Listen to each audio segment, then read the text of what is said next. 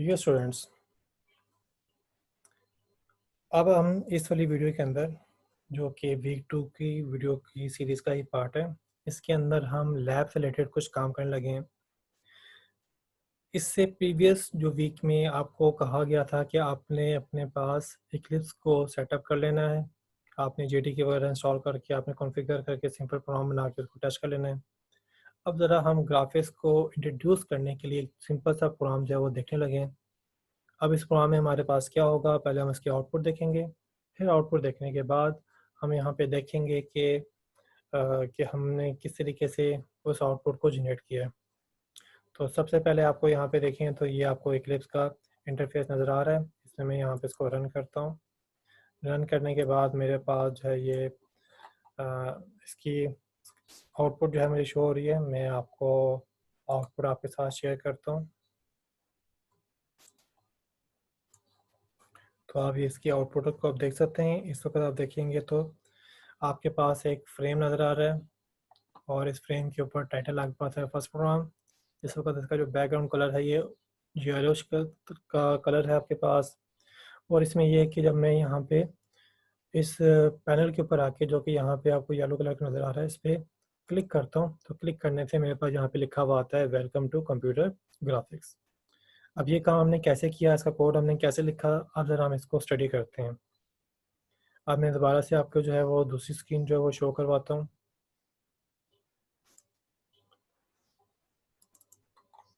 जी, hopefully आपको अब यहाँ पे स्क्रीन शो हो रही होगी जिसमें आपको इक्लिप्स नज़र आ रहा है। इस इक्लिप्स के प्रोग्राम में अगर आप देखें तो उसकी हमने क्लास बनाई हुई है। क्लास का नाम हमारे पास है फर्स्ट प्रोग्राम और इसको हमने इनहेरिट किया जे फ्रेम से। जो आपको विंडो नज़र आ रही थी वो जे फ्रेम नज़र आ रहा था, तो उसे से इनहेरिट करने का मकसद ये है कि ये जो क्लास है ये आपको विंडो शो करवा सके। इसके अलावा आप देखें तो यहाँ पे हमने एक पब्लिक टाइप का या पब्लिक आइडेंटिफायर के साथ मॉडिफायर के साथ एक जे पैनल क्लास का ऑब्जेक्ट बनाया हुआ है। ऑब्जेक्ट का नाम है ड्राइंग पैनल। यहाँ पे ये ऑब्जेक्ट जो है वो डिक्लेयर हो रहा है लेकिन इसकी मेमोरी इनिशलाइज नहीं हो रही, यानी कि हमने equals to new J panel यहाँ पे नहीं किया हुआ। तो उसका मतलब ये है कि हमने आगे जाके इसको कहीं ना कहीं इसकी मेमोरी को इनिशलाइज किया होगा। इसके बाद इस क्लास का कंस्ट्रक्टर आ गया फर्स्ट फ्रॉम। इसमें आके सबसे पहले हमने लेआउट को नल कर दिया। लेआउट आपके पास जो है वो जावा के अंदर डिफरेंट किस्म के अवेलेबल हैं जो कि आपकी डिफरेंट कंपोनेंट को सेट करने और एडजस्ट करने के लिए यूज़ होते हैं। अगर आप सेट लेआउट में नल कर दें तो उसका मतलब ये है कि आपने जो भी प्री डिफाइंड आपके पास लेआउट मौजूद हैं आपने उनको डिनाई कर दिया। अब आप यहाँ पे अपनी मर्ज़ी से अपने कंपोनेंट्स को यहाँ पे प्लेस करेंगे और उनकी वैल्यूज़ को आप एडजस्ट करेंगे। तो ऐसा लेआउट जिसमें आपने लेआउट को न रखा हो तो उनको एब्सोल्यूट लेआउट कहते हैं। एब्सोल्यूट लेआउट जो है वो आपके कंपोनेंट की अपने पॉइंट की पोजीशन की स्टार्टिंग पोजीशन कहाँ पे है, उसकी विड्थ क्या, हाइट क्या, उसके मुताबिक ही वो आपके पास चीज़ों को प्लॉट करता है। अगर कोई और लेआउट यूज़ करें तो वो जो है आपके शेप के ओरिजिनल साइज़ के ऊपर इतना डिपेंडेंट नहीं होता, वो अपने लेआउट के जो कॉन्फ़िगरेशन मैकेनिज़्म होता है उसके मुताबिक आपकी शेप वगैरह को खुद एडजस्ट करता है।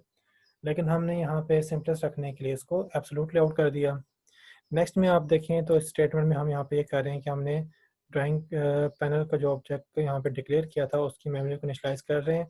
तो यहाँ पे equals to new J panel कर लिया। फिर इसके बाद हमने इसकी पोजीशन सेट करनी है कि आपके पास ये पैनल जो है वो कहाँ पर हो। तो हमने उसका स्टार्टिंग पॉइंट बताया कि वो 3 से स्टार्ट होगा।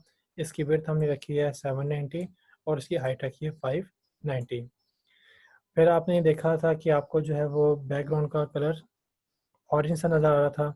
तो उसके लिए यहाँ पे हमने ये किया कि हमने इस ऑब्जेक्ट को यूज़ करते हुए मेथड यूज़ किया सेट बैकग्राउंड और इसमें हमने कलर डॉट ऑरेंज करके हमने इसका कलर जो है वो ऑरेंज कर लिया। क्योंकि ये आपके पास जो पैनल है ये हमने डिक्लेयर तो कर लिया है, बना तो लिया, इनिशलाइज तो कर लिया है, लेकिन ये हमने अभी अपने फ्रेम का पार्ट नहीं बनाया, फ्रेम में ऐड नहीं किया। तो फ्रेम में ऐड करने के लिए हमने ऐड की मेथड को यूज़ करके हमने ड्राइंग पैनल पास किया। तो अब इस वाले फ्रेम जो कि फर्स्ट फॉर्म के नाम से आप और क्लास है उसके अंदर हमने अब एक पैनल को ऐड कर लिया। अब आपने देखा था कि जब मैंने माउस का क्लिक किया तो माउस से क्लिक करने से या माउस के प्रेस करने से मेरे पास वहाँ पे एक टेक्स्ट लिखा हुआ आया था। उस टेक्स्ट को लिखने के लिए या उसको विजुअलाइज़ करने के लिए हमने यहाँ पे ये किया कि हमने इस पैनल के ऊपर एक लिसनर ऐड किया जो कि है माउस लिसनर। तो माउस लिसनर ऐड करने के लिए आप मेथड यूज़ करते हैं ऐड माउस लिसनर। इसके बाद आपके पास जो है ये मेथड की जो है वो पैरामीटर की ब्रैकेट स्टार्ट हो रही है और ये आपका पैरामीटर की ब्रैकेट यहाँ पे क्लोज हो रही है और उसके बाद सेमीकोलन है। और इसमें देखिए तो पैरामीटर के अंदर आके हमने यहाँ पे किया न्यू माउस अडॉप्टर। ये हमारे पास जो है वो एक एनोनिमस क्लास ऑब्जेक्ट बन रहा है। एनोनिमस क्लास ऑब्जेक्ट एक ऐसा ऑब्जेक्ट होता है जिसके अपने रेफरेंस जो है वो या उसका ऑब्जेक्ट आपने नहीं बनाया होता, जस्ट उसको आपने उसको इनिशलाइज कर लिया होता है, उसकी मेमोरी एलोकेट कर ली होती है, लेकिन उसके रेफरेंस को आपने किसी जगह पे स्टोर नहीं किया होता, तो हम उसको एनोनिमस कहते हैं।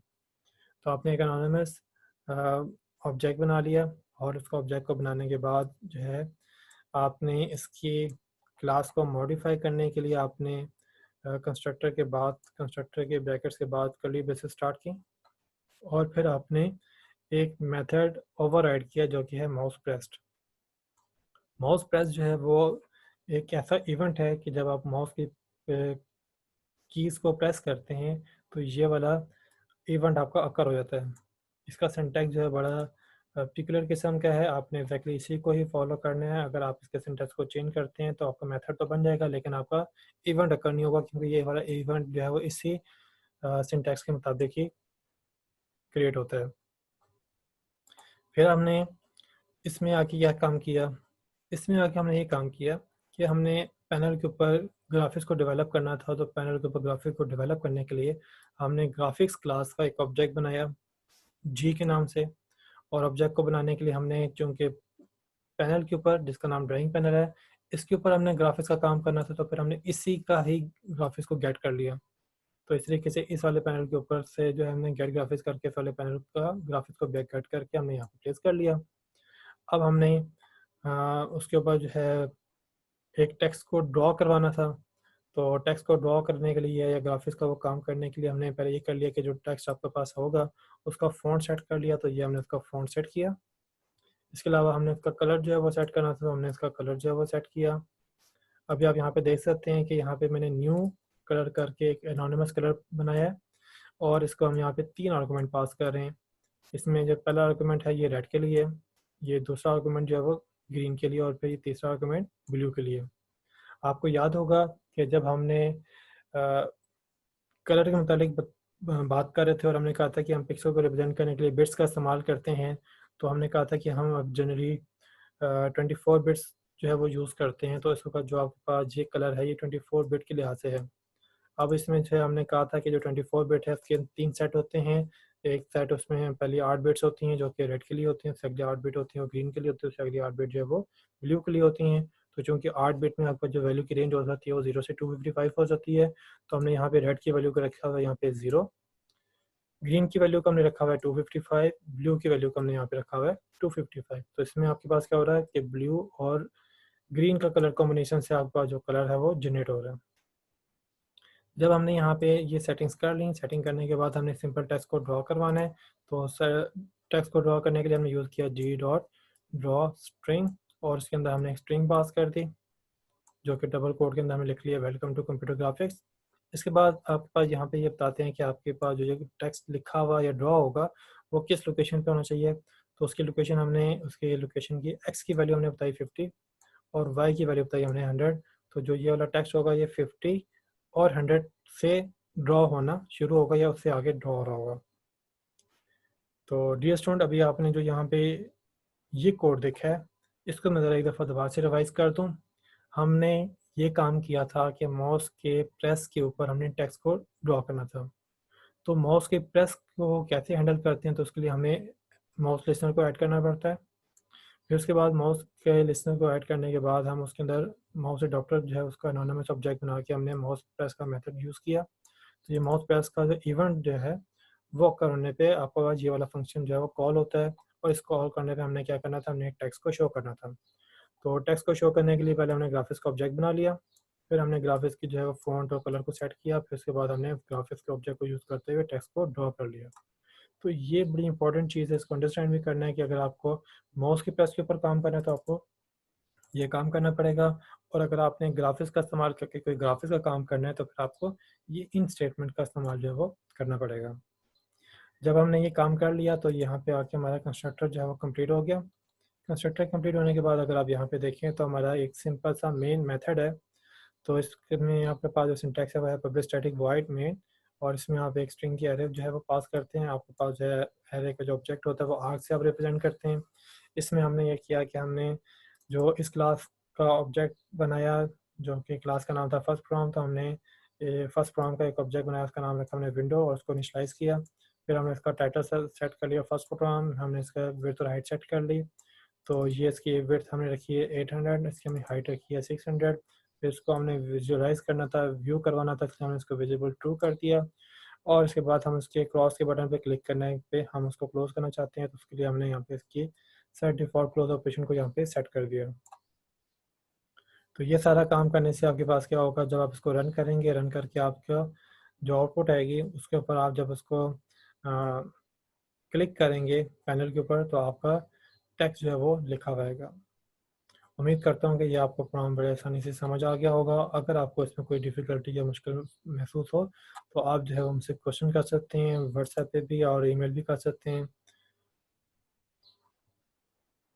उम्मीद करते हैं कि ये आपने प्रोग्राम जो है वो समझ लिया है। अब आपका काम ये है कि आपने इसको अपने पास जो है वो इम्प्लीमेंट करना है और इसको रन करना है, ताकि आप इसको एक तो प्रोग्राम को बनाना सीख जाएँ, उसको यूज़ करना सीख जाएँ। इसके अलावा आपने ये करना है कि आप इसके अंदर जो है वो डिफरेंट कलर वगैरह चेंज करके, आप इसके फ़ॉन्ट को, आप इसके अंदर टेक्स्ट को चेंज करके, आप इसको इसके टेक्स्ट की लोकेशन को चेंज करके आप ज़रा इसके साथ यूज़्ड टू हो जाएँ, ताकि आपको आइडिया हो जाए कि इसमें ये प्रोग्राम की जो स्टेटमेंट्स हैं वो क्या करती हैं और किस तरीके से करती हैं। ओके स्टूडेंट, हम इस वाले ट्यूटोरियल को यहाँ पे क्लोज़ करते हैं। मिलते हैं फिर नेक्स्ट वीडियोज़ में, नेक्स्ट वीक की वीडियोज़ के साथ। अल्लाह हाफ़िज़।